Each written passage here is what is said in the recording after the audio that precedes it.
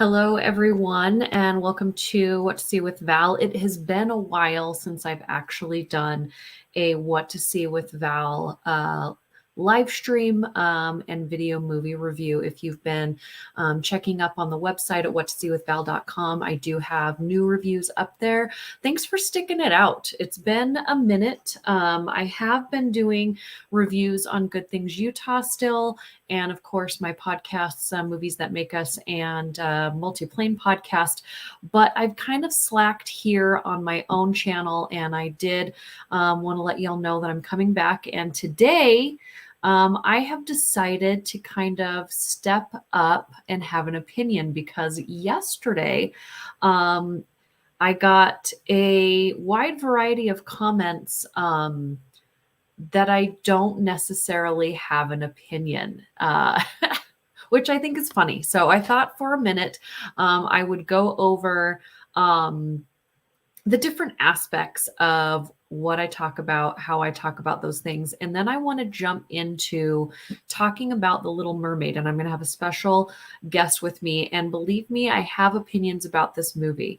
I'm a film critic because I love movies. I went to film school because I love movies. I am a person that really thinks that lives can be changed, moments can be changed, emotions can be changed from a good movie. That medium is a really good way to really get your point across, to have a good time, for full escapism, all of that kind of stuff. And so I am a film critic because I want to share my love of movies with all of you. And I've been lucky enough for the past 10 plus years of my life to be basically sharing that with people, whether it be through TV, radio, podcasts, written reviews, all of that. So thank you, everybody that's kind of stuck around with that. But there's also different mediums in which you give a review. So when I used to be on radio and I had my own show and I would literally have 2 minutes and 30 seconds to do a review, it's got to be in and out. I'm going to tell you whether it's good, it's bad, whether you should spend your money to go see it this weekend, or whether you should wait and stream it, or just not waste your time at all. I'm not really going to get into the politics of it.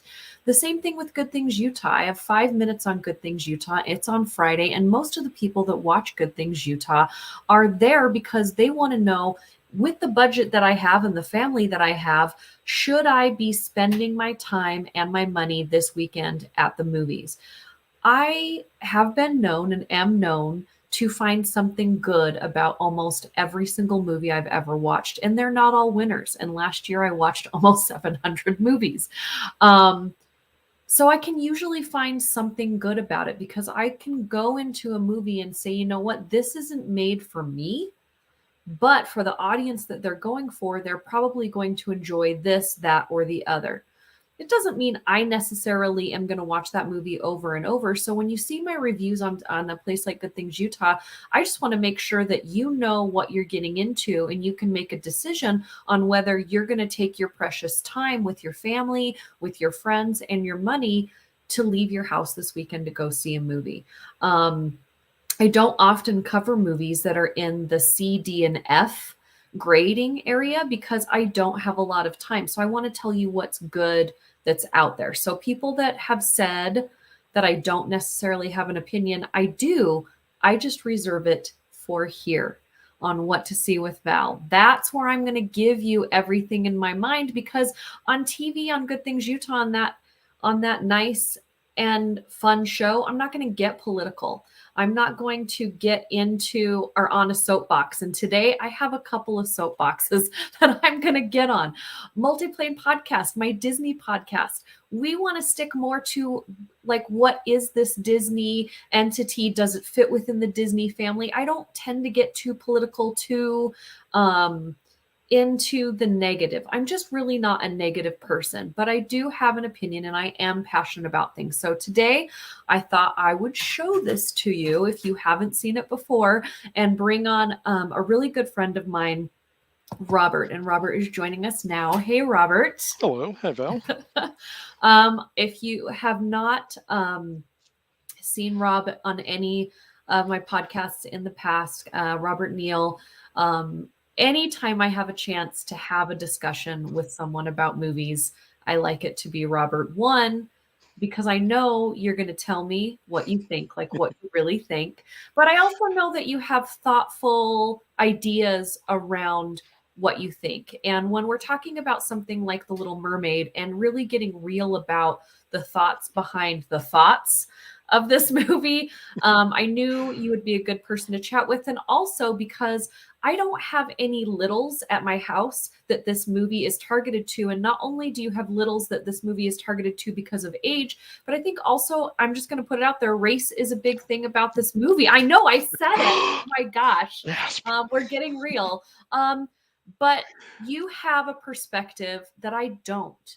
And what I think is important when we're having real conversations, whether it be about movies, whether it be about music, whether it be about the real world, I think bringing people together that have different perspectives so that we can talk about why these things are important or maybe not important, is good. So I appreciate you joining me. Tell everybody really quick, we'll do this at the end as well, but where they can find you and kind of what you've been up to. Sure. You can find me on Age of Geek Media podcast, and occasionally guesting on a couple of the other podcasts within the network there. You can also find me on Instagram at Action Figure Theater, where I we'll just call it play with dolls and coffee. I do a coffee and or action figure post every day, and I've been doing it for about 6.5 years now. And you are a pretty big, I want to say, voice in our local Utah nerd community. I think that you're also a safe place for most people to go and have conversations with inside. I think there's controversial things that happen in the nerd community a lot, especially when it comes to movies. Yes. And I don't think there's always a safe place for people to go to. I am one of those people that we do not have to agree on music, movies, politics. But if you're a good person and you treat people well, I'm going to have a conversation with you because I like to know what other people think and why they think that. So let's jump in. The Little Mermaid is one of the most controversial movies of the year, which really like Mhm. makes me laugh out loud because there are so many movies that could be considered controversial, yet we as a culture right now, we as a society are focusing on a story that has been around for hundreds of years, The Little Mermaid, and Mhm. then it got turned. It went from a horrible fairy tale, absolutely horrifying fairy tale, into a Disney princess fairy tale, and now into a Disney live action movie. Um, and I just think that it's so funny that it's such a big deal. What are your thoughts? Just your main thoughts about just the fact that it's the controversial movie of the year.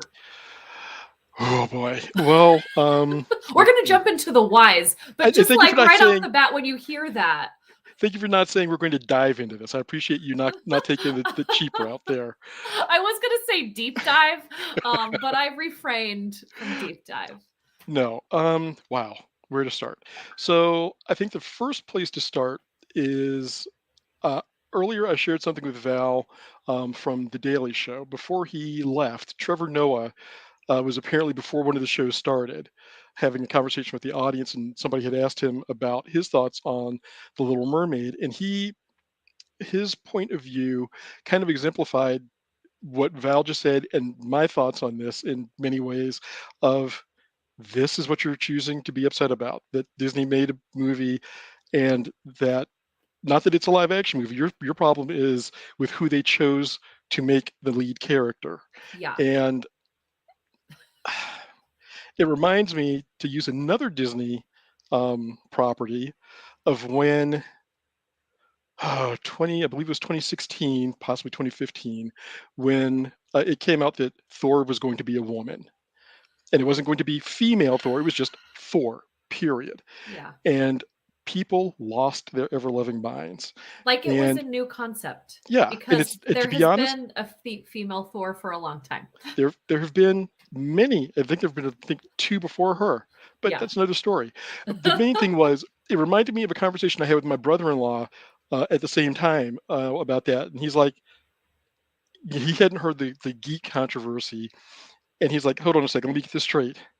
People are getting upset about a fake person and their fake history, and they're getting bent about this. And I'm Yes. like, yes, they are. And he was just like, that's unbelievable.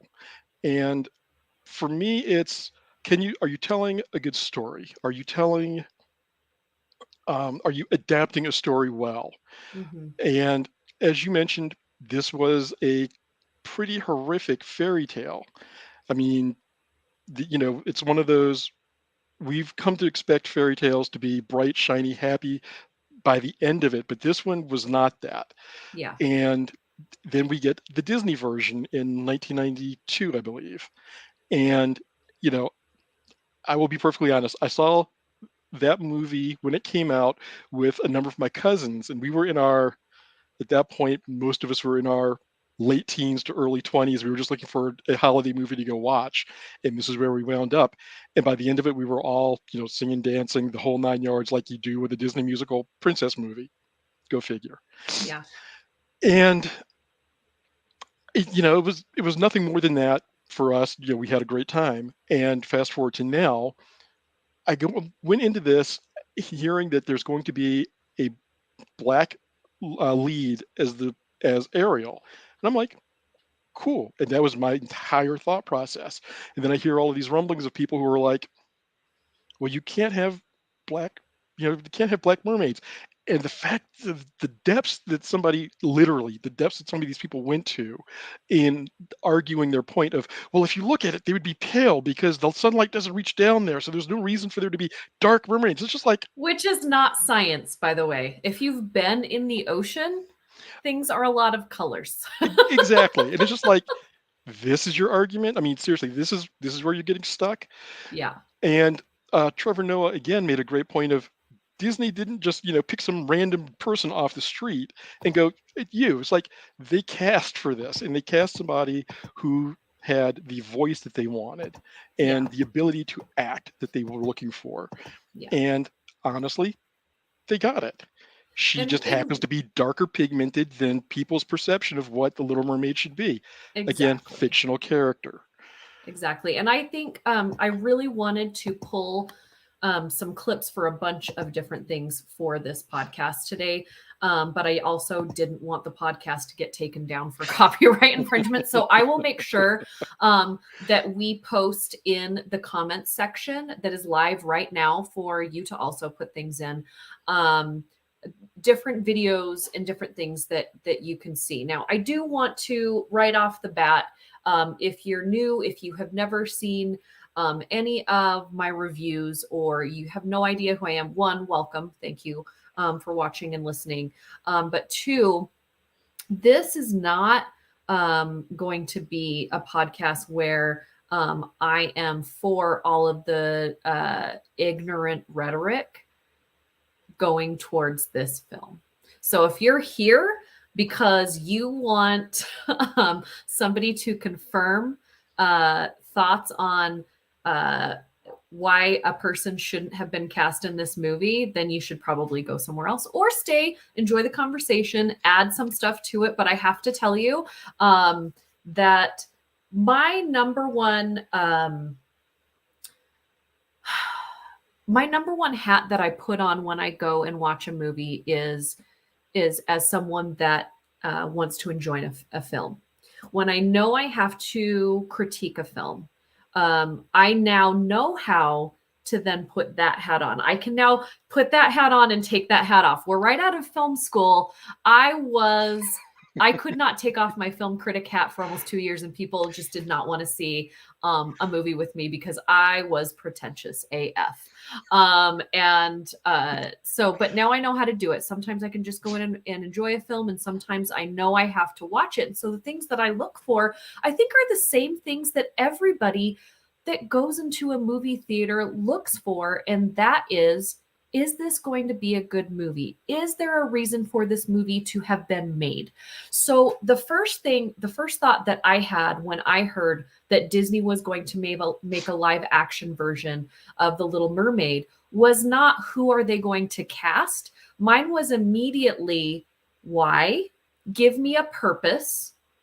And is it really going to be live action? I drink the Disney Kool-Aid. I worked for the Disney company. That does not mean, however, that I love everything made by Disney. And most of the live action films have not been my favorite. My favorite before some recent films is actually still Cinderella. And because in the remake, the live action remake of Cinderella, it kind of set the point for me of what I'm going to rate all of these other live actions for. And it's like, are you giving me what I love of the original movie? Okay. It was a successful animated movie. Are you giving me that nostalgia? Okay. Number two, are you giving me the right live action to animation CGI ratio? Is there enough at live action in this movie to actually call it a live action remake? And number three, which I think is the most important, are you giving me enough new story to give this movie purpose? I do not want to go sit in a live action movie of any kind that we are shooting scene by scene by scene. I'm sorry. I wanted to love Lion King. I wanted to love Beauty and the Beast. Okay. However, I do not want to see the same movie that's already been made and was successful, like frame by frame by frame by frame. So when I got into The Little Mermaid and I started watching it, and I'm like, "Ooh, that's different. Ooh, that's different. Oh, they added something in the story there that is just a little tweak, but it makes a big difference in the reason why." Right? They switched up her dress, which I think, I mean, with me loving branding and marketing, right? Like, um, and unfortunately, they did give us a couple of new songs, which we'll get into in a minute. Ty is commenting here. Ty is from Multiplane Podcast. Ty, you will get your time to talk about this movie when we do it on Multiplane Podcast, but I will bring up your comments right now. Yes, I believe that we'll get into that, more underrated films that need to be rebooted and brought to new life. But right now, I really want to talk about the ones that they've made live action, and I want to make this conversation. This is the conversation we should be having, right? Is there a reason to reboot it?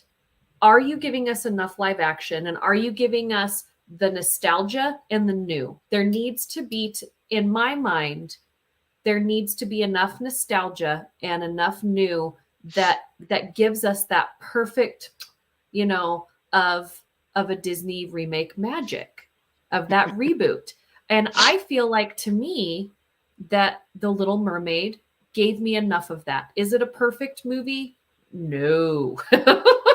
And we'll get into that too. But that's what I think we should be discussing. In my mind, do not care who they cast in this film as long as the voice is fantastic. Because I think what I, as a little girl watching this movie, remember the most of is her hair and that fantastic voice. And what do you get in this film? Amazing hair and a fantastic, like, phenomenal voice. Now, that being said, I do think it's important that if you are going to do a remake for an audience that is new, that you do need to update that remake for what the world looks like right now. Because, like, I feel like back in the 80s, in the 90s, the world was different than it is right now. Okay, so if you give me a remake, give me a little something that represents the kid that is going to see this movie right now. And I do feel like they updated even the relationship between Ariel and Triton a little bit to make it feel more like what we're seeing on TV, what we're seeing in households. Because what I saw in father-daughter relationships in the 80s and 90s on TV, Not anything near what was happening in my house, right? I mean, are any of these things like, what are your thoughts about the things that I'm saying? Ooh, wow. That's a It's a lot. lot, I know. Let's see where to start. Um, I'm not sure I entirely agree about some of the updates being needed because of I think if you make the movie too modern, make the setting too modern, um, there are things that don't translate well. I think that by keeping it, pre-industrial for the most part, or sorry, not pre-industrial, pre early 20th century, maybe late 18th or 19th century.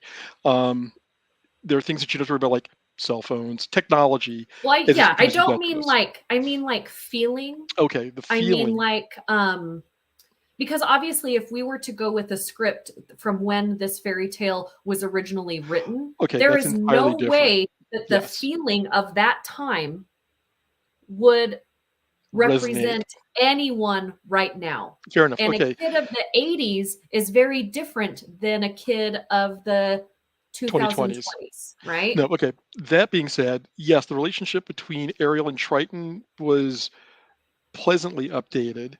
Um, Ariel in the original movie came off honestly as kind of bratty and definitely, yeah, spoiled, but also independent in her own way. Mhm. This one, Entitled would be the word that I would use.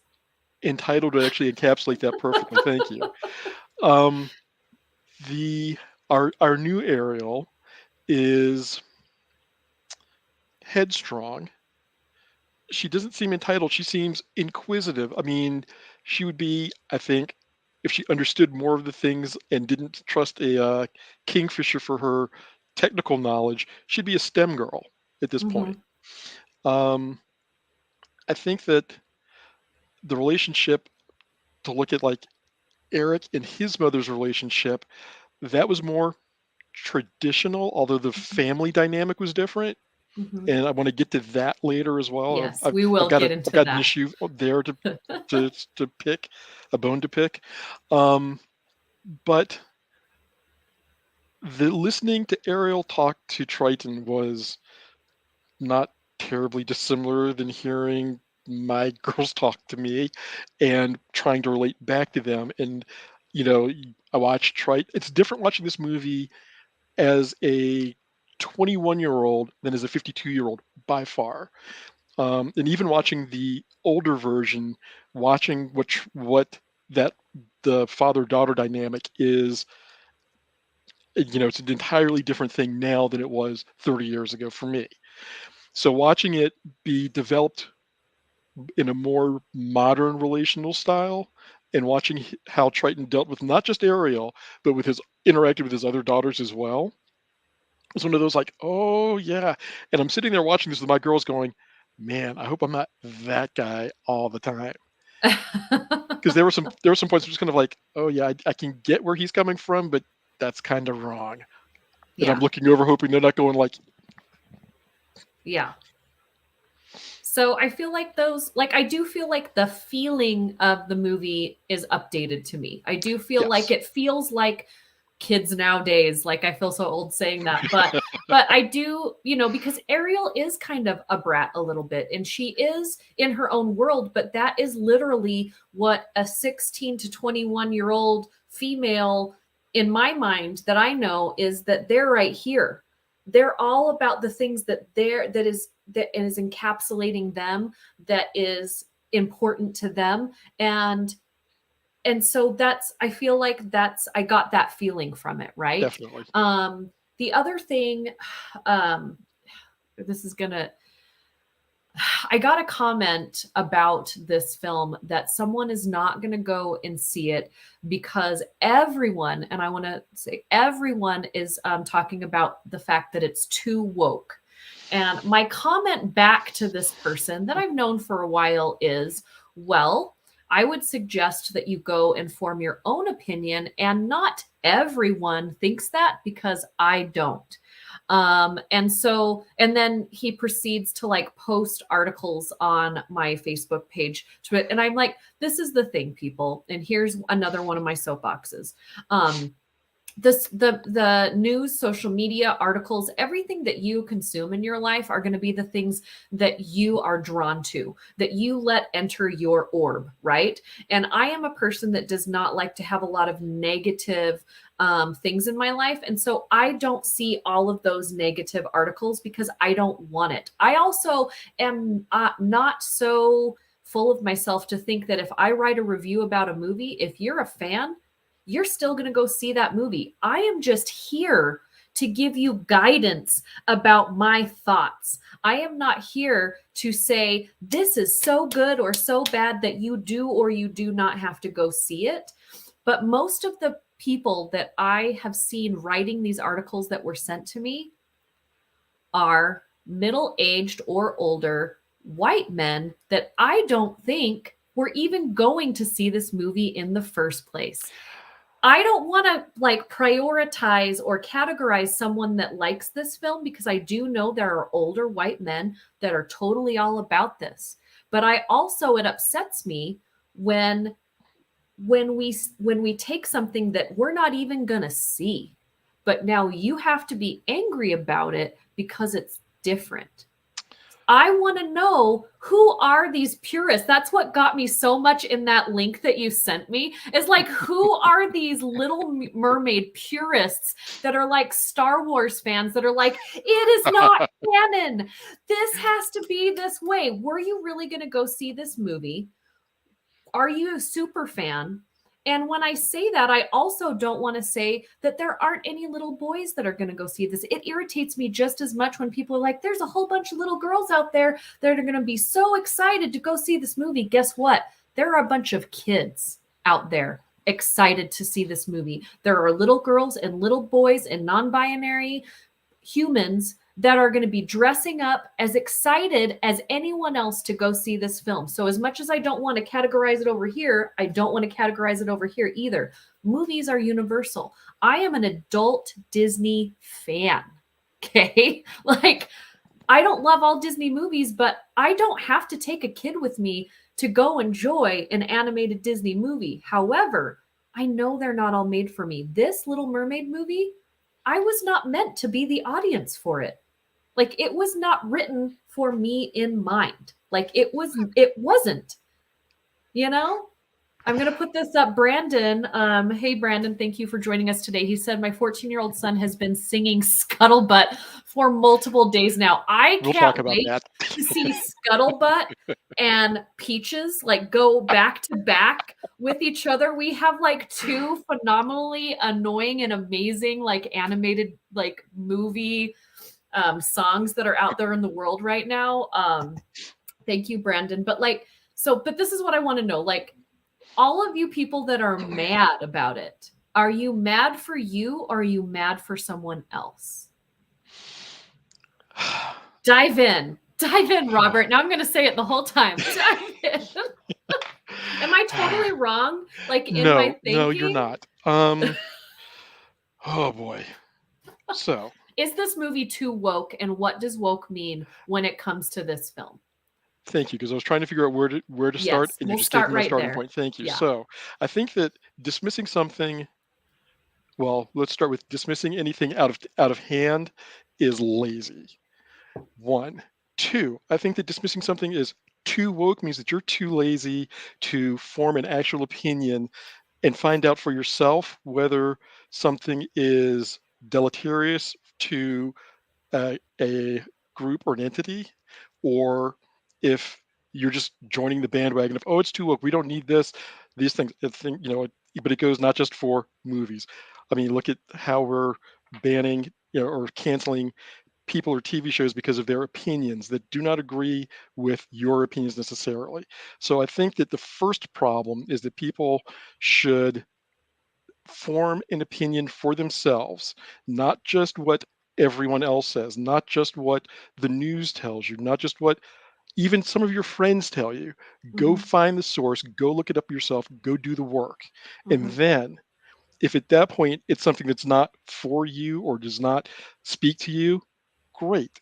But you know this for yourself, and not just because some pedagogue said this is too woke, this is too whatever for you to want to have in your life.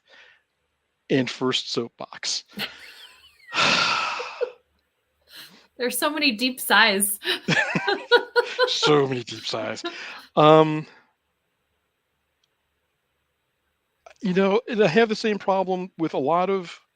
I will relate this back to comics because, as you know, that's one of my warm, happy spots in geekdom, and I have a lot of opinions there. But they also correlate with this. A lot of people were upset when the Fantastic Four movie that I did not see cast two major characters as black because Hmm. that wasn't the way it was in the comics or the first three movies.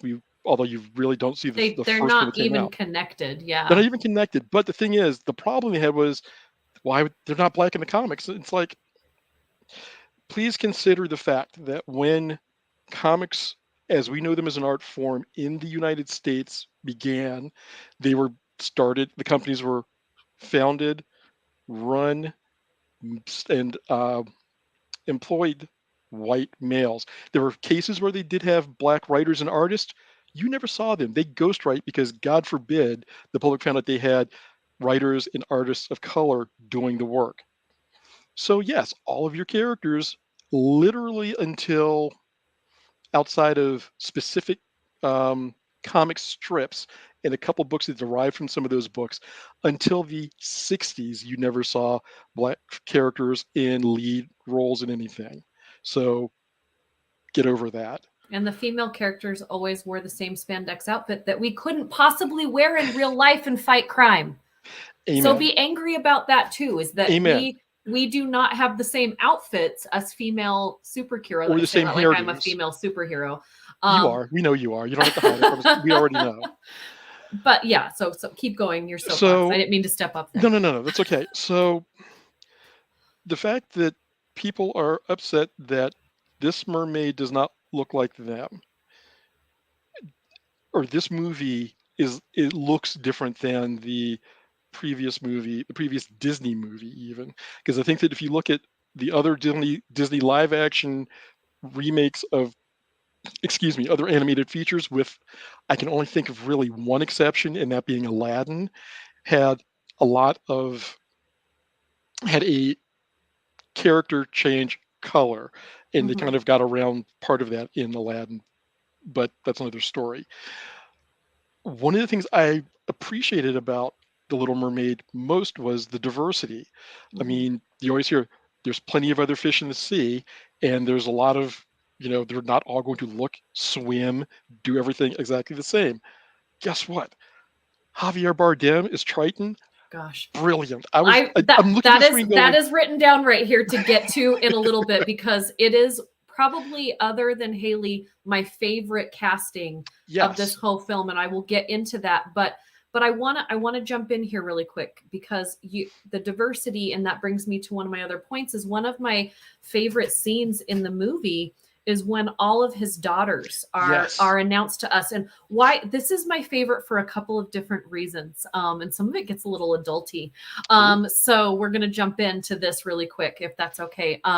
So as we get introduced to all of Triton's daughters, because they've come from all over the ocean, right? All over the world. And they're coming together specifically for this celebration, is none of them look the same, right? So all of these daughters from one guy, none of them look the same. Now, this could be because a lot of times if we want to get into science and we want to get into fish life and all of that, is actually a lot of fish can come out just like flowers, just like birds, just like things can all come from one place and then turn out a little bit different. But I also kind of gets me into, well, let's think about how kings used to be, Hmm. right? And how they could possibly have different mothers, and how there could possibly be, the fact that King Triton has kids with a whole bunch of different people, which I think is kind of fun to sit there in the movie theater and like think about, oh my gosh, they're all different. Why? And everyone can put their own why on it. That's what I loved so much, is that you, one, can see yourself up there. I didn't see myself at all, but like I liked that there was so much being seen there, but also the why. I get to create that why by myself. So I was a little distracted for a minute, but I loved it so much. And like these were fierce, like fierce costuming, fierce makeup, just like amazing. And you could tell some of them were like, I'm just going to be here as long as I absolutely have to be here. Right. And some of them were all about being there. So you could see the personalities, you could see the differences in what they looked like, where they came from. And it was just, to me, it was one of the coolest things that I had seen in a Disney movie in a while. So walk me through that, what your thoughts were. And then did your daughters have anything to say about that? They didn't. They didn't know that they didn't all look the same. They didn't all look like Ariel. They didn't all look like Triton either. They made that observation, and then they were on to the next thing, which was how I really want it to be. I want them to appreciate the diversity, but not to be like, but they don't all. Why don't they? And right now, at 11 years old, I'm okay with that. Yeah. Um, I'm actually more than okay with that. Um, I thought it was fantastic. Like I said, first of all, figuring, it took me a minute to go, that really looks like Javier Bardem. It sounds like, I think that's Javier Bardem. I got to see through the credits to make sure of this. And, to see that, I was like, that was brilliant casting. I enjoyed seeing that, like you said, they weren't all cookie cutter. They didn't Mhm. all have the same coloration. I mean, I loved the design work on the mer people across the board. I think that Mhm. they did a great job of making them not just like Fantasia's mermaids, where there's just like, okay, Right. we're just going to possibly change a little bit of the color here and call it good. These were vibrant colors. They were unique, and the coloration that they used in their scales and their fins translate, also carried up to like their eyeshadow and Yeah. coloration. It was like, it was, they were put together. And, there's really no other way to put that. Um, I think that having the personalities also be different was something that, I mean, honestly, in the 92 version, they're the other sisters are there only long enough to be introduced, and then you never see them again. Yeah. Yeah. And here they actually play a part of the story, because you get to see how Triton interacts with at least three of them in trying to figure out what happened to Ariel, or where she's run off to. Yeah. And you get to see how he's loving father, as he's at the beginning of the movie when they're all being introduced, and he's like, he's looking lovingly at each of his beautiful daughters, Yeah. and then there's the missing daughter, and then he sends them off, and he's like, you can see the concerned father of what's going on, where is she, why isn't she here, and how that concern becomes worry, as it's like, she's been gone for a while, what's going on here. Yeah. And then the as my as my kids would put it, using his dad voice to go find her. Yeah. Yeah. And it's like, this is no longer happy fun family time. It's get this done right now. And I can So just imagine, to me in my mind, I heard my sister like, ugh, it's always her. Like she's never here, whatever. Like I had those moments where it was so relatable. mhm. And so I loved that. Brandon had another comment. He said there were so many grown-up sub stories in this movie that it could have gone way dark for the grown-ups. Marriage, infidelity, abuse, gaslighting. And that's because the original story is very much horrifying like that. And so I that's why for me, like, the kids aren't going to catch any of those things, but I think as adults we are also going this other way, so it gives us another story that can be happening in the background of our own minds, right? Which is so Mhm. much fun to create an atmosphere that you can actually think for yourself, but also follow along in this story. And let's get into Javier Bardem now really quick. So Javier Bardem is such a fantastic actor in a way that he doesn't need to say one darn thing, and you know exactly what's going on. His eyes and his facial expressions and his mannerisms in his body, which can get very difficult in a film like this, say a lot about what's going on with him. And if you've seen him in any other movie, and I can go all the way from some horrifying movies that he's been in to also Eat, Pray, Love. One of my favorite roles of his is in Eat, Pray, Love, although there are so many problems with that movie. But what I love is how he is a father in that movie and how he cries when his grown son leaves. And so then when I see him in this role being Triton up, everything we think like Triton should be, right? He's mysterious, he is cultured, he is this very like prominent figure. And then in his eyes, when you see him looking at his daughters, like you said, when you see him looking at Ariel, when you see him deep in thought, yeah, he has lines, but I don't like, it wouldn't have mattered to me. Like I knew everything that was going on from him from beginning to end. And to be able to cast the cast that they got for this film, sometimes when you cast a movie like this, you can be kind of frivolous in your casting. You can cast the face, right? You can cast the flavor of the month, and you can still get away with it because they're a star. But in this film, the casting is so great because they are stars, but they're also phenomenal at what they do. And the fact that Javier Bardem took this role was so great to me. And I think it represents also something a little more real about who this character would have been, right? Because if you think of who a god would have been in this time, like he would have had an accent. He would have been bigger than life. He would, and I love how when he's under the ocean, he seems so big. And then when he comes up from under the water, you feel his almost humanity, if I dare say. Did you like? No, that's actually perfect. That's actually a perfect way to put it. I mean, he looked, honestly, the first time you really see him, because they kind of showed him a little shadowy, especially when he was in the cave, Ariel's little cave of wonders, and when you see, he's not a small fish in a big pond. He's a pretty huge fish in a pretty big ocean. Yeah. And, Ariel looks, his daughters look small compared to him. And then I think the great juxtaposition is King Triton, as massive as he seemed, and Sebastian, but also the care he took in dealing with Sebastian, Yeah. Bringing him up to talk to him, face to face, and, reaching down to him.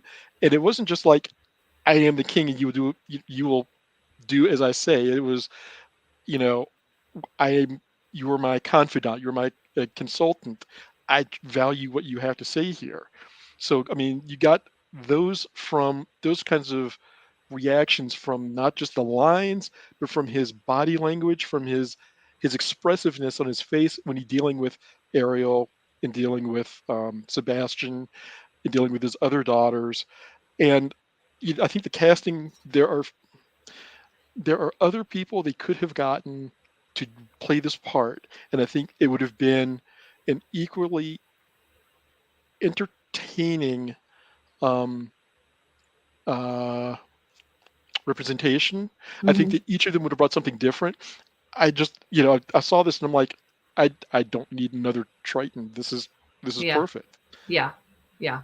I do want to talk a little bit about Sebastian and Flounder really quick. By all means. Because those were other things that brought up some controversy. Of course, Flat Flounder just became like all of these memes all over the place. And at first I was a little angry about Flat Flounder because like in the animation, he's just this little cheekies. And I have like a big stuffed of Flounder here because of his cheekies. And then when you put him in the ratio of the movie that they created, him as a fish, that fish is a flat fish. And they created such a world that is supposed to feel real here that I liked it. Like it didn't bother me at all once I was in that world. But yeah, those creepy pictures that they kept posting, that it just didn't look right? It looked kind of like Sonic. Yeah. Well, I don't know. like yeah, early Sonic versus movie Sonic. Yeah. So like when I saw him not in the context of the film, I was like, what the heck is going on here? But Sure. they had to do it more realistic because this is a live action, realistic film, right? And in that same vein, though, you have a different Sebastian as well, but I do think he was a little more cartoony than Hmm. I would have liked him to be. So there was just kind of like, these are me picking, like I'm just being, a little picky right now, but the one thing that really my daughter had an issue with was Scuttle being able to be underwater for so long. I think that that's one of those. This Um, is a pretend movie, and they can do whatever they want. Suspension of disbelief, and I thought of her more as Scuttle, and they also gender swapped Scuttle is another Yes. thing. And I Um, thought Aquafina did a great job, by the way. I, put a I pin like put a pin I in that like one. I will put a pin in that. Yeah. I liked Aquafina as Scuttle. So I liked 90% of her performance. okay. I mean that's pretty good, 90%. Um, I liked 30% of Melissa McCarthy. Pat Carroll's hard to follow. Yeah, I'll we'll put a I'll pin in that. put a pin in that one too. Um, Sebastian, I was not when they started showing character pictures of Flounder being thin fish. I'm like, okay, but if you're going to do it, flounders are flat this way, not this way. So I Yeah. mean, there's that. But I'm like, Disney movie, move on. Sebastian, yes, a little more cartoony than I expected. And going back to a point that you made earlier about if you're going to remake this movie, don't remake the movie I just saw. Give Mm-hmm. me something different. Tell me the story in a slightly different way that makes it reasonable for me to want to be here.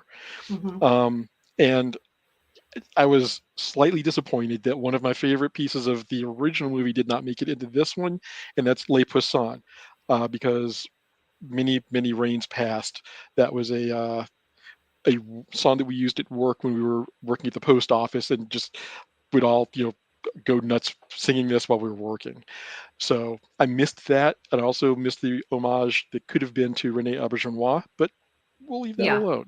Yeah. I appreciated the fact that it wasn't the same. It wasn't shot for shot Mm-hmm. the 92 animated movie, because they were able to do things that I think made this a better movie, or a more, for a movie that's set half in the ocean, a more grounded movie. Yeah, no, and I agree. And what I was cringing that I really was cringing at that I thought I was going to see was not a good juxtaposition between the live action and the animation. And I really do think that they were able to go in between these worlds in a very seamless manner.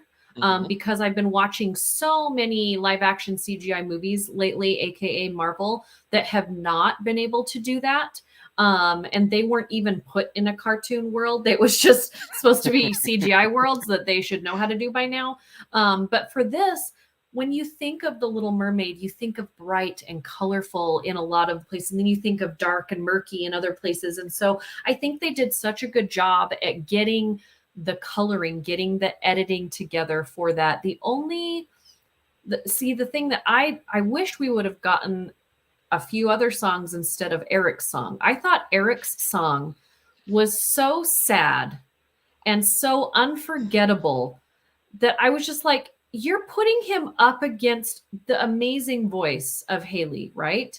And I understand it's not going to match up, but at least give him a good song. And I feel like we're right back with The Beauty and the Beast, where the Beast song was so soggy and sad, and not sad in a good way, sad. So I'll ask you, not so much challenge you. Yeah. I agree. I was underwhelmed with Eric's song in many ways. It Yeah. was nice to give him, something to do other than to be Ariel's eye candy for the most part, Yeah, but but give him that was something not good. it. Yeah, and now for me, if then my thought was they missed an opportunity, and we got a little bit of it at the beginning of the movie. Oh, I'm sorry, early in the movie when he's on the ship, um, as in the beginning of the animated feature, but have him more involved with the Fathoms Below song and make that more Yes, prominent, because it's because that is a such a good rousing song. song. I mean, the original version of that is, you know, not so much sea shanty, but I mean, it's just a rousing um, sailing song. Yeah. And I think that if he's out here trying to forge his way and trying to be one of the crew, which his major domo is like, that really shouldn't be happening, sire. But he's trying to be one of the guys. That was his moment to Yeah. have his Yeah. song. We would have had it early, and then you could have been like Eric sang, and you're not putting him up against Halle Bailey singing Yeah. multiple times through the movie and going, so we could have had this all the way through and not Yeah. stick this in the middle. Well, and I So think, I mean, even with Halle's voice being like so good, like flawless, um, okay, give him a longing song. Give him that longing moment for his love, which is also like how Disney's going to pull in the tweens, right? Is mhm. because we want that pale boy sad song that we can like sit and that's like my daughter's whole playlist, right? It's just pale boy sad songs. Um, and so give him his moment, but you have Lin-Manuel Miranda. Where is the writing of some of the, I know he's not the main person, but give me something good. Like he's got his finger in there. Okay, Why didn't he say no? okay. No. So here we go. I'm Okay. pulling one of the pins now. Okay, pull it. Ah, ah. So Lin Manuel Miranda. Now, I think that he is an incredible, phenomenally talented writer when he doesn't drink his own Kool-Aid. Sorry. Okay. Generally, generally speaking, I think he's a Yeah. phenomenally talented writer. I think that Yeah. sometimes he drinks a little bit too much of the Kool-Aid and is Yeah. like, I can do anything. It's like, Like my in Mary main, Poppins. hmm? Like in Mary Poppins. uh, and Brandon, apologize to your son for me for this. Scuttlebutt. I'm never getting that time back. I thought it was cute. No, I could. That was one of the, I won't say it was unforgivable, but it was just one of those. But it wasn't You had for all. you. It wasn't for me, and that's true. But I mean, it could have been better. Okay. Okay. And it's not that it was horrific. That's what I'm saying. It's not unforgivable. Yeah. It's just like, you could have done this better. Now, I think that playing to the strengths and weaknesses of David Diggs, who I think is also Oh, phenomenal talent. yes. I'm sure that the two of them getting to work together again was great for both of them. You know, it just seems like there could have been a better use of that time to relate that part of the story Mhm. than what we got. Okay. So So you feel like maybe it was it was like we need to put something playful in here and something for the littles. We need to lighten this up a little, and I so think so. they And now, forced it in. that actually brings me back to Le Poisson. This is the same point in the time in the movie that we would have had Le Poisson, which was the light, Sebastian careening around the kitchen, staying away from Louis in the kitchen, and he's talking about, I'm going to chop up this crab and make crab stew, and Sebastian's like, what, where can I hide? Where can I go? So we get the lighter moment with this. I just feel underserved by the song that we got. Yeah. And I do understand why they didn't put Les Poissons in the movie, Mhm. which is the same reason why they kind of ruined my favorite song of the movie, and that's Under the Sea, is because they are trying to create, or they were trying to create more of a realistic world. And so you Yes. can't have fish playing trumpets and drums. But I thought they missed a point there because there are a lot of elements in the sea that make noise that you could have animated to like reproduce some of those noises instead of just having Ariel frolicking through the water as they're talking about all of these things that are supposed to be happening. And I'm just like, But it's not. but it's not, none of it's happening. So I felt Yes. like that song was a little bit pointless, but they had to put it in there because it's like one of the biggest songs in the movie. But It's a they staple. missed an Yeah. opportunity there to really take advantage of showing us undersea life and what it can. There are a lot of bubbles that happen under there. There are a lot of things that could be trumpets and drums and that are naturally there. They do it in Kiss the Girl when they hit the trees and they start making the percussion moments. So it's not too far fetched. So I feel like they missed that moment, just like you feel like with Scuttlebutt they kind of missed that moment there. But So again, this is not a perfect movie, and these are the things that we should be talking about, not over 300 articles on spending $1,500 a day on Ariel's hair. So let's jump into Ariel's hair for a minute. I am not qualified to speak about hair. I will leave this to you.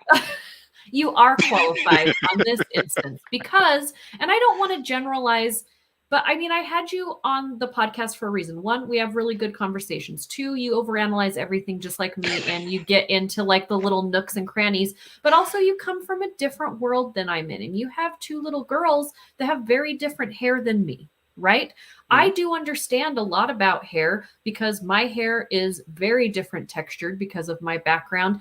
I have had braids, but I don't know and understand really what goes into um, dreads and dread like hair and braids like that. And to really portray that on screen the right way, and also having that culture of it's also in water. So if you're in water, that's also going to be kind of this beachy look and the braids. But then if you look at all of the other mermaids, there's so many different kinds of hair under the water Yeah. that is so cool. But one of Ariel's biggest things that was even like a botch at Disneyland with the Ariel ride, that they changed her hair from being this like tornado thing up here. Now they changed it. It's down here because people got Oh, so angry about, and I saw the ride in both ways because it was like this swirling tornado to look like the movie, but it just didn't work. So then she just has it down now. But like, should the hair, because there are cultures, and my Italian background is one of hair is very important to us ladies. And don't you ever be touching my hair unless I tell you, because one, it's probably, I took like 5 hours to do it. There's product in there, and I want this style to last at least 4 days. Not this one. This is not, I didn't do anything here. But let's talk about the culture of Ariel's hair and why it's such a big deal. okay. Well, one, you don't touch a black mermaid's hair either unless she tells you, and then you still don't touch it. Um, Honestly, I think that I appreciated the fact that they did not just give her, Flowing red hair. thank you. I was trying to find a way to put that. It's like not braided, not dreaded, how do you, flowing red hair. Yeah. And I think that we would have, and I would have liked, I mean, it could have been interesting to see how they animate that, as we've seen that they can do it for TV shows and any other number of movies that have underwater scenes. Um, I appreciate the fact that they gave her black hair and the fact that it Mhm. was not just floating around wildly about her. Some of the strands, or some of the dreads floated. Some of Mhm. them hung more naturally around her frame, especially when she swam, which I'm like, Yeah. okay. I mean, looking at the hydrodynamics that they put behind some of this, kudos to the animators and Yeah. kudos to whoever they had in there as their consultants for styling, Yeah. because they put work in on making sure that it looked right. And she was in the water. They had diving sessions where she was down in the water. She's singing, she's moving around, her hair is on. And if the people that don't understand hair, so let's just talk about regular extensions. So, like I have all different kinds of hair downstairs. My husband Dave, when he was first like met me and moved me from one house to the other, and I just had a big like thing of all the hair. He's like, "Did you murder someone?" Like, this is the thing is This is some why I of us love women, Dave. not all women, but some of us, we like to change things up. I have clip-in extensions, I have sew-in extensions, I have all these things. Hair is expensive. Okay, I have wigs, I have falls, like I have all the things. When you get into professional, like really well done hair, whether it's wigs, whether it's extensions, whether it's braids, that is expensive. And then having all of that hair in water every day and having to shoot it like that and having to redo it, yeah, you better bet your budget on an animated live action CGI movie where you have a mermaid underwater with iconic hair. That's going to be a big budget no matter who your actress is, no matter who it is, And no just matter to step what back for kind just of a hair it second, is. to step away from hair for just a second, Yeah. credit to the cinematographers for putting the effort they put into, and the dive teams for making everyone who's in the water at any point look realistic and believable in the environment. Yes.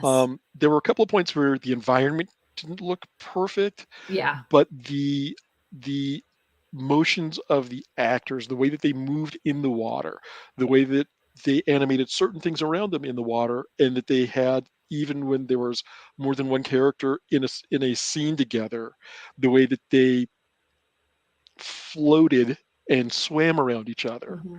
You know, tons of credit to the production team, for all parts of the production teams involved in making that look natural.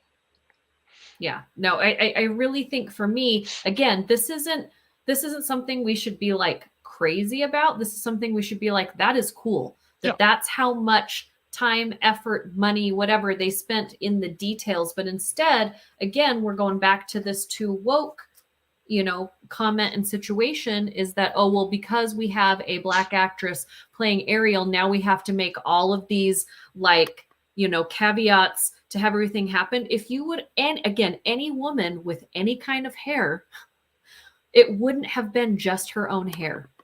If you would have had me in there, it would have been me plus a ton of added on hair and me learning how to whip it around and do all the things and CGI. I would have had the same amount of hair people and budget. It just would have been a different style. So for me, I just like, we're a little over an hour here, and I know that you have to go soon, but the things that we talked about today, and luckily we live in a country that I appreciate that we all have different opinions.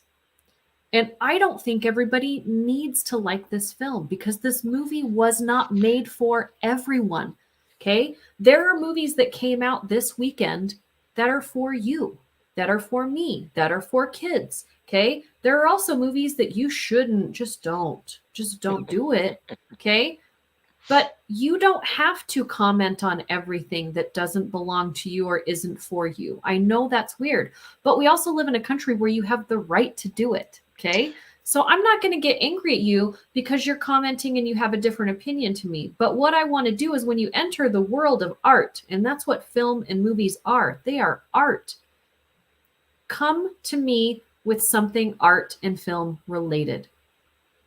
Don't come at me with it's too woke or don't make it political or why is it this and that. We're here to make a movie. Now, there are documentaries. There are movies that are based on politics. There are movies that are telling stories like that. This is a fairy tale. This is a fairy tale world where all different kinds of wondrous things can happen. So step the F off. I just want to be like, you are arguing about make believe. Make believe. What I am I gonna want, yeah, I am gonna step argue in. about make Step believe in. for I'm gonna Yeah. argue against make believe for Yeah. one point, Yeah. Go and ahead. it was, I think that it's a somewhat minor nitpick, but it's also one of those things like, you've done all this other work to make this movie, to reproduce this movie in a slightly different manner. Eric, I had a slight problem with, if for what we're in the first movie, we know that Atlantica is just somewhere out in the ocean. It's great. Yeah. You know, everybody's everybody's a whitefish effectively, so it doesn't matter. Yeah. However, we get to this version, it seems to be set somewhere in the Caribbean. Yes. And they do point out why Eric does not look like his mom, which I think is He's adopted, which I brilliant, think is which I great. think was great. But I think that in telling a story, I mean, if you're setting, I mean, Disney goes to great lengths to set things in realistic Hmm. ish settings for each character that they've done. And if they're going to do this, I am, I don't, part of me actually had a problem with them whitewashing Eric, point See, and blank. for me, I had an issue with it at first, and then I went back to, because I know a lot about pirates. Fair, Because I fair. have an affinity for pirates and pirate stories. Is I thought about the trade that was going around at that time. And I thought, okay, if he was, because they found him and took him in Hmm. as their own because of a shipwreck. And most of the ships that were going in and out for trade were not being ran by people of color. They were being ran by the British. They No, were that's being true. by Spaniards, right? British and Spaniards and they were taking people back and forth and taking goods back and forth. And so for me, it is a little realistic that that could have been, there would have been more white people on trade ships than not back then during this time. And that's So true, and that's fair. It yeah, just so seems that's like why it was okay for me after I thought about it. But at first, I was like, wait a second. yeah, one of these things is not like the other. And But I for really me, liked him. Once I let go of it, I really liked him as an actor in I this. didn't. No, no, no. I have no problem with him as an actor. I think that he did a Mhm. great job as Eric. I think that I liked the relationship, and I loved the fact. Honestly did love the fact that despite being adopted, the queen treated him as her son. Yeah. No qualms. He Yeah. is next in line to the throne. No Yep. qualms. You are the one who's going to lead us into the future. No qualms. Like I said, once I got past the point of if all these other people here are of color, of some color, where this kid come from? And they Yeah. explained it. They explained it from the shipwreck, and that they adopted him. That was very benevolent of them. Yes. Um, and we never hear anything about what happened to the king. Really, we never hear about were there any other Yeah. children after him. Yeah. But but and Brandon makes a great point with his last comment about it. Also Yeah. did set up why they were so willing to bring in someone who was involved in a shipwreck. Yeah. Yeah, I So feel like it created a very inviting, inclusive environment, which I'm all for. And maybe if that's where the wokeness is, people don't like you to feel inclusive and invited and feel like you're at home no matter where you're at. Then I see your point, because yeah, that's all over this movie. But to me, I also felt like they're trying to represent everyone. and they were. Um, And we and also got that with the daughters though. I mean, I'm not yeah, saying that's the only place that you yeah, should have had it. yeah. So I please see don't that. I see misunderstand. both sides of him being cast. I see both sides of it. I see where it could have gone either way, and I'm okay with this section of it. If you want to go deeper into it, if he does end up ruling the country, of this land that they are, Mhm. now you've kind of gone backwards a little bit. But I mean, because now you look like every other place. You've got a white guy running it. But again, like, that's not the message that they're trying to send with this movie. But I also think that's me getting too deep, and that's not what this is about. And that's True. why in True. this podcast, like, I really want to say, like, we can get super deep. We can see whatever we want to see in this film, or we can just watch it and enjoy it. What I didn't really enjoy was Ursula. That's what my biggest disappointment of this film was the fact that we cast Melissa McCarthy, whoever they are that cast Melissa McCarthy. I thought it was a good casting because we have seen her in movies where she goes all out. She is not afraid of being crazy, of being weird, of being different, of going all in. And I thought she played it safe. Was that a I conscious choice? That could have been a directorial choice, however. It I could have don't been like that they reined her in. well, I don't like it. I, I I'm w- I'm not disagreeing with you. Ursula for me, when I was a kid, I was drawn in. I was more drawn into her than I was Ariel, right? And I was just like, she's saying everything she wants to say. She's doing everything she wants to do. She's like, like up here and doing all this and that. And I just thought, as a villain, you love her, even though you're not supposed to love her. And then I get that in this movie, and I was like, Mm, I was underwhelmed every time she left the screen, because I thought, okay, she's going to give me a little bit more this time. She's going to give me a little bit more. And even if it was, I don't know if it was her or if it was directing or if it was the editing or if it was whatever it was, she is one of the best villains in the Disney animated universe of this time frame. And I was very underwhelmed by it. I can't disagree with you on that. I mean, it wasn't the she wasn't over the top.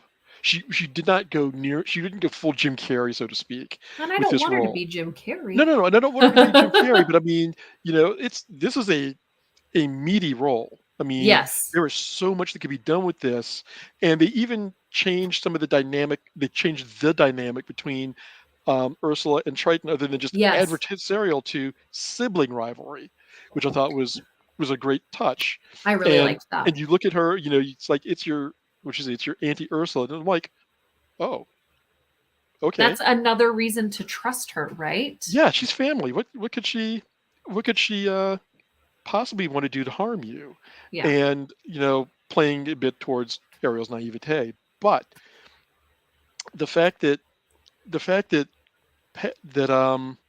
we've seen what Ursula can be, and we see what Ursula is in this movie, and it's kind of a pale shadow Yeah. of what it could have been. I mean, I think she did a good job with Poor Unfortunate Souls. And it was actually very funny because one of my daughters was looking forward to that. And she's like, I got Hmm. that. And she was satisfied. Yeah. And I realized that looking at it with an 11-year-old eye, Yeah. you're not looking for much below the surface, no pun intended. But she got what she wanted. Yeah. Um, was she okay? Sure. Yeah. Was I, she I think was she she's passable. It dynamically just great? wasn't, yeah, it No. wasn't, she's a forgettable. For me, it's like you just got served your favorite bowl of pasta and all the noodles are there and it looks exactly like the picture and then there's no flavor at all. Like once you start eating it, there's just no It's flavor. bland. Yeah. I mean, it's fine. I'll eat it and it'll make me full. Like I'm not going to throw my pasta away, right? But like it just to me it especially up against all of the other performances and knowing because I have such respect for Melissa McCarthy and her timing. And there wasn't a moment in this film that I remember, and I've only seen it once, that the timing of her character was on point for me. I don't think that it was off. There just wasn't that a moment where I was like, yes. Like there wasn't one time when I was like I had that yes moment.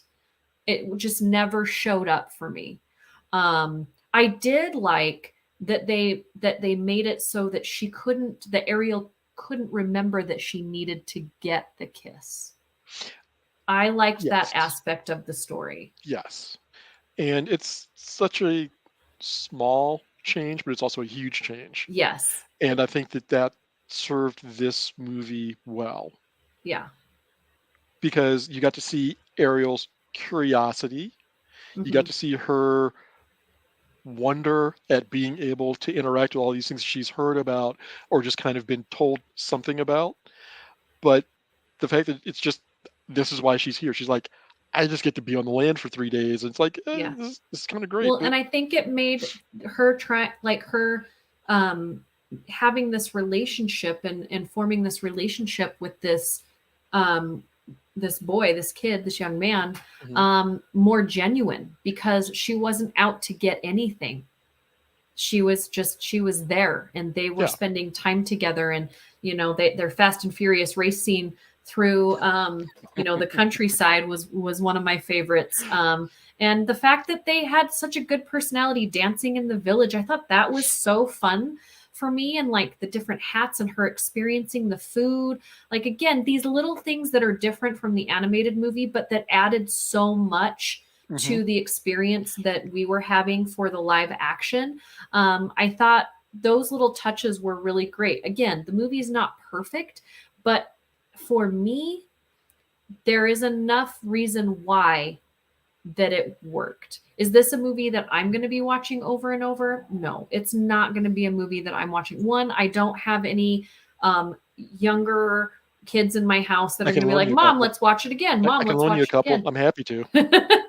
um, but it's also like, it's for me, it's, I'm not at, the point in my life where I want to watch this story over and over. Was I happy to see it in the theater and to support it? Yes. Do I want more stories, more inclusive stories to be representative on the big screen? Yes, I do. Do I think it's an agenda? No, I don't think it's an agenda. I think that our pond is a lot bigger than it used to be, and we should start looking in it and casting people that fit, not people that look like everything else that we've seen. Cast the right person, cast the most talented right person, and let's go from there. I want to do another episode that really is about casting. Because as this controversy has been going on and people are like, well, why didn't you cast this person because they're really this background, and why didn't you do this? And I'm watching a series and I just totally forgot it. The Great. It's a story about Catherine the Great. There's 2 Russian people in that whole thing. Nobody cares that none of those actors are Russian. Nobody cares. However, we have movies that people aren't this and they're not that and they're not this. So I want to do an episode where we really get into when it's important to cast the right people and when it's okay to cast the right actor.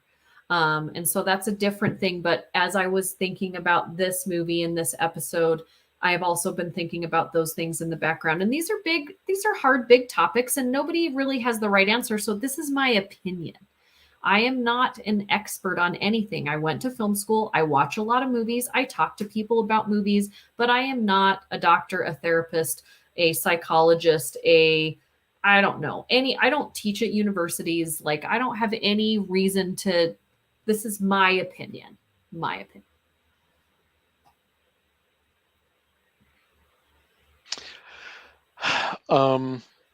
Let's see. I love the fact that you have the opinion, though, and the fact that you are aware of the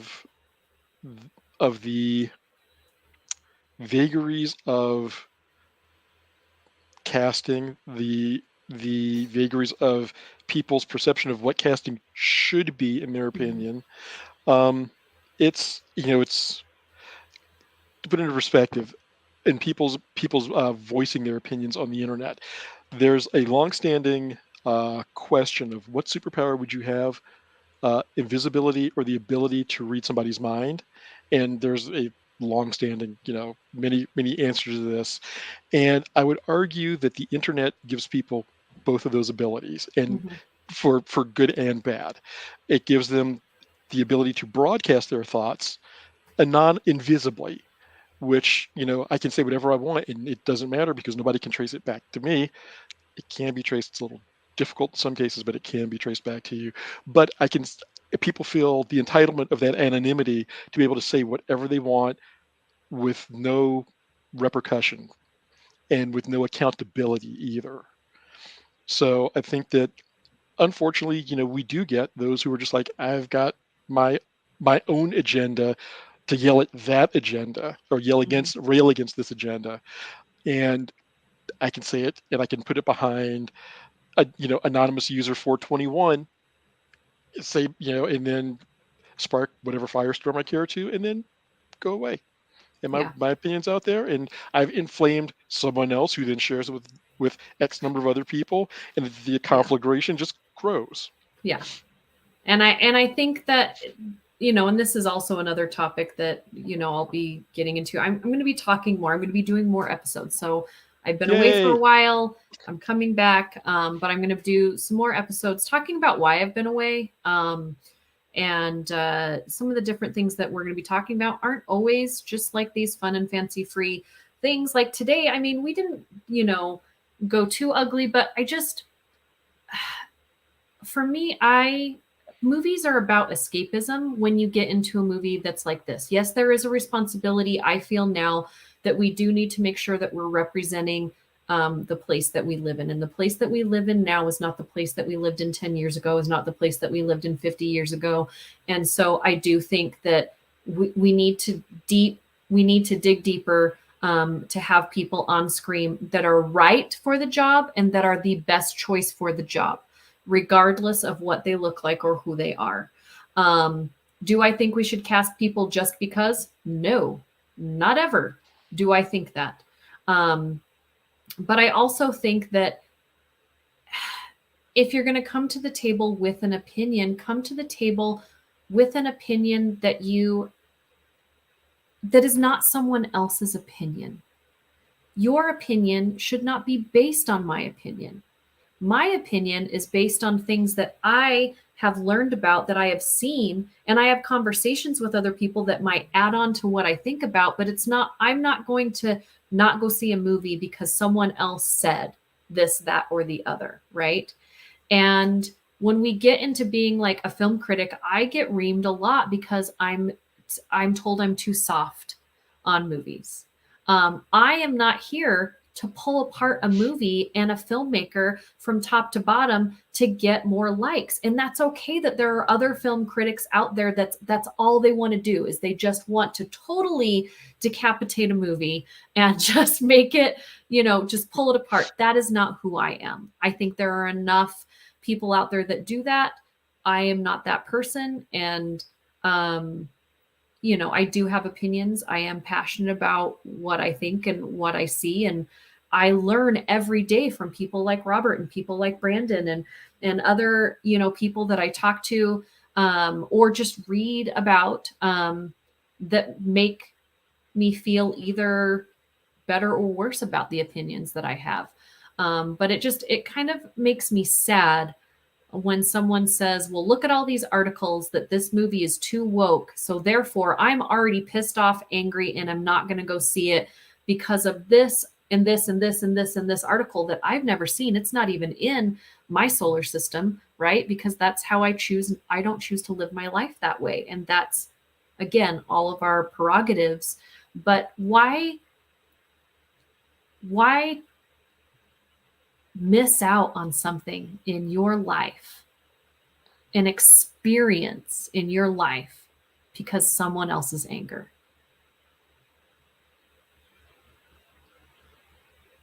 And just at a simple level, it's a beautiful movie. I mean, it's shot well, it's animated well. I mean, just at face value alone, Yeah. Well, and my it's grade is a B. What's your grade for this movie? I think that I gave it. We didn't try to come up with a grade at the movie, so I would say that it's a solid B. Could it Yeah. be better in spots? Sure. Could Yeah. it be far worse? Definitely. Yeah. I think that the problems that the movie does have are easily outweighed with honestly the sheer joy that the movie can bring. Hmm. And if you're not looking at it through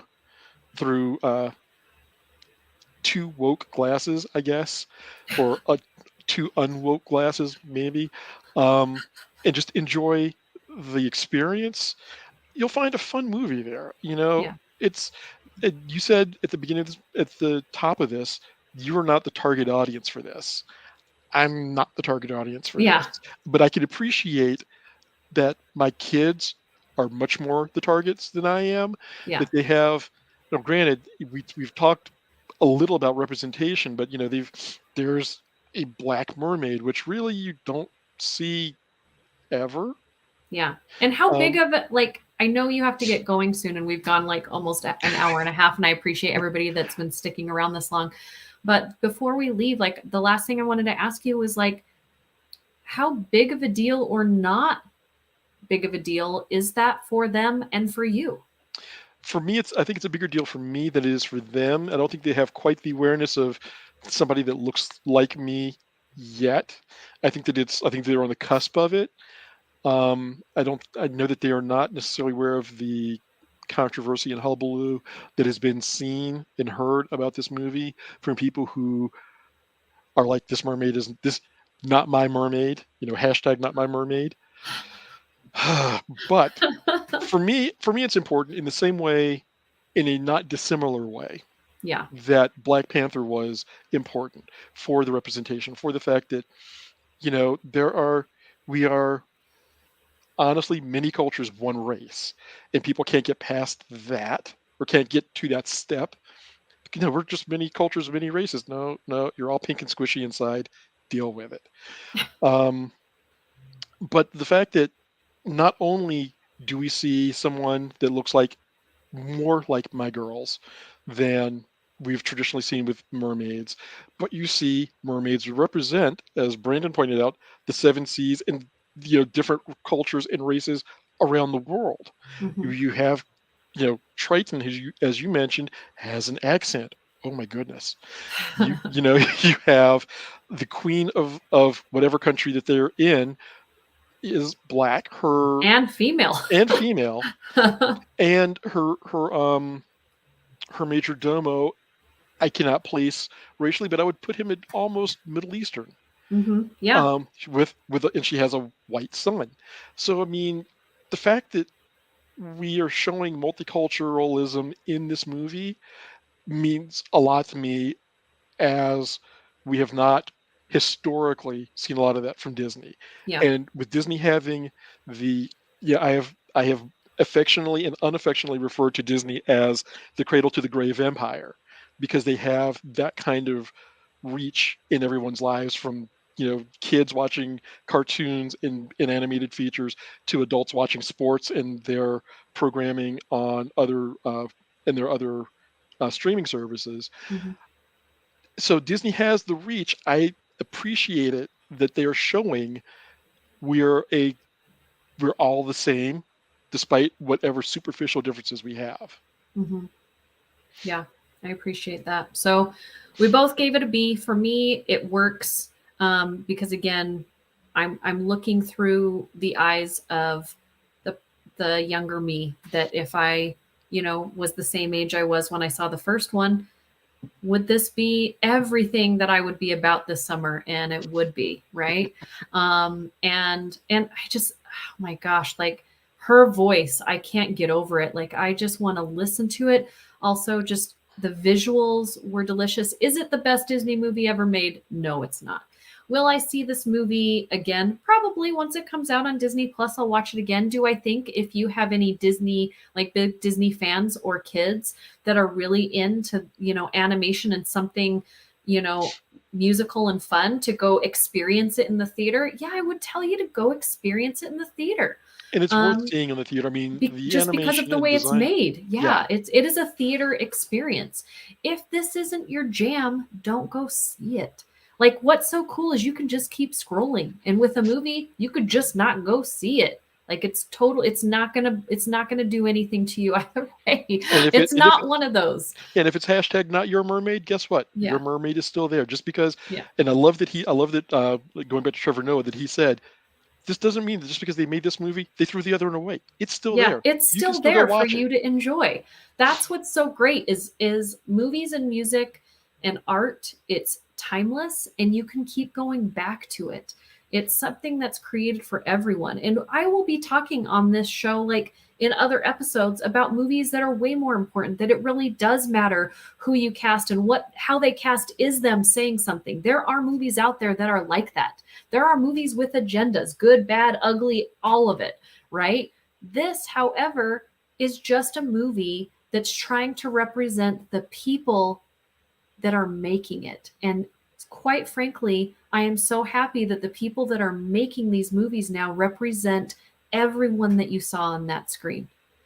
Where back when my animation was made, it was mainly one type of person that was creating those stories. Okay. So, excuse me. Bless you. Um, so, the world changes and you can either be angry with it or you can just enjoy what you're seeing. It's your choice. Awesome. Well, that was an hour and a half. But it Thank was you. such a good hour and a half. It was so fun. I appreciate you inviting me to join you for the conversation, and to hear me spout off on good, bad, the ugly about this movie. We I could have gone always have for a good 3 time. hours, I feel like we could, Yeah. there's just so much more to talk about. We will be talking more about it on Multiplane Podcast, which is the Disney podcast that I do with Ty and Jake, and Robert's going to be on it with us. And that's going to be more like we're really going to get into it about the CGI, about the makeup and the costuming and the storyline. It's going to be more of, Disney things. Ty is a makeup artist, and so I'm sure he has some things to say about Not all Thai. that No. stuff. So check that out. You can find us on Facebook and ageofgeek.com. And then I will be doing a Patreon episode with a different Jake and Tracy over at Movies That Make Us about it. So it's a lot of talk about mermaids this month. But also pretty soon, I'm going to be doing some episodes here. I'm hoping that I can do it in the next couple of weeks, but really breaking down the Creed franchise, the Rocky Creed franchise. I've been wanting to do it for a while, but I've had some hiccups. And so hopefully we'll be doing that soon, along with, there are so many movies coming out. It is the action movie summer, which, if you know me, I love action movies. I am in it. I'm going on Tuesday to see Across the Spider-Verse. So Miles Morales, I'm like so excited to see that. So a lot of things happening.